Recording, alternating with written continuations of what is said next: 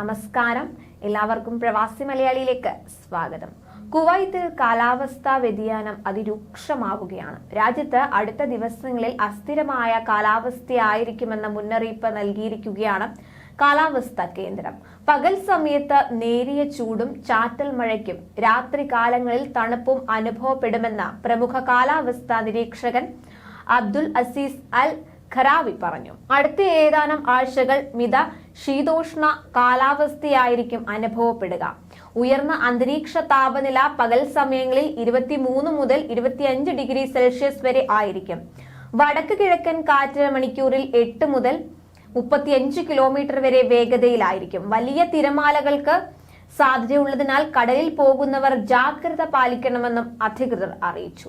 മുന്നറിയിപ്പിനനുസരിച്ചുള്ള മാറ്റങ്ങൾ, മുൻകരുതലുകൾ എന്നിവ ഈ കാലയളവിൽ പ്രവാസികൾക്ക് സ്വീകരിക്കാവുന്നതാണ്. രാജ്യത്ത് വേനൽ ചൂടിന് ശമനം വന്നിട്ടുണ്ടെങ്കിലും നഗരപ്രദേശങ്ങൾ ഇപ്പോഴും തണുത്തു തുടങ്ങിയിട്ടില്ല.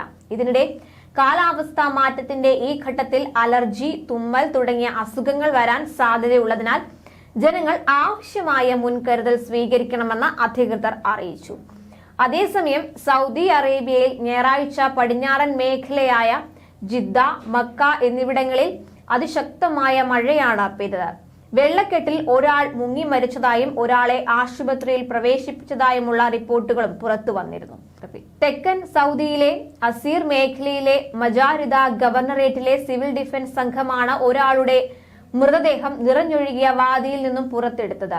മറ്റൊരാളെ ആശുപത്രിയിൽ പ്രവേശിപ്പിച്ചിട്ടുണ്ട്. ഞായറാഴ്ച രാത്രി മുതൽ പെയ്ത മഴയിൽ നിരവധി റോഡുകൾ വെള്ളത്തിലായി. മക്ക അൽ ജറാന അൽഖുഇയാം റോഡിൽ ഒഴുക്കിൽപ്പെട്ട കാറിലെ യാത്രക്കാരെ സിവിൽ ഡിഫൻസ് രക്ഷപ്പെടുത്തിയിരുന്നു. ഇവരിൽ ആർക്കും പരിക്കില്ല. വെള്ളത്തിൽ അകപ്പെട്ട കാർ സിവിൽ ഡിഫൻസ് അധികൃതർ പിന്നീട് പുറത്തെടുത്തു. കനത്ത മഴയിൽ ജിദ്ദയിൽ വെള്ളം കയറിയ റോഡുകളിൽ കാറുകളും ബൈക്കുകളും പ്രവർത്തനരഹിതമായി. വെള്ളം കയറാനുള്ള സാധ്യത കണക്കിലെടുത്ത് അടിപ്പാതകൾ അടയ്ക്കാൻ സാധ്യതയുള്ളതിനാൽ അതുവഴിയുള്ള യാത്ര ഒഴിവാക്കണമെന്ന മക്ക പ്രവിശ്യ ഗവർണറേറ്റിന് കീഴിലെ ക്രൈസിസ് ആൻഡ് ഡിസാസ്റ്റർ സെന്റർ സ്വദേശികളോടും വിദേശികളോടും ആവശ്യപ്പെട്ടിരുന്നു.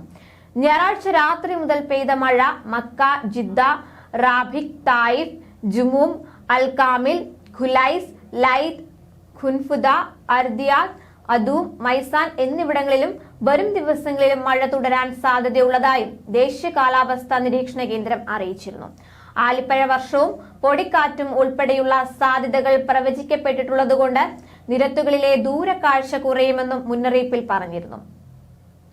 കൂടുതൽ പ്രവാസി വാർത്തകൾക്കായി ചാനൽ സബ്സ്ക്രൈബ് ചെയ്യുക.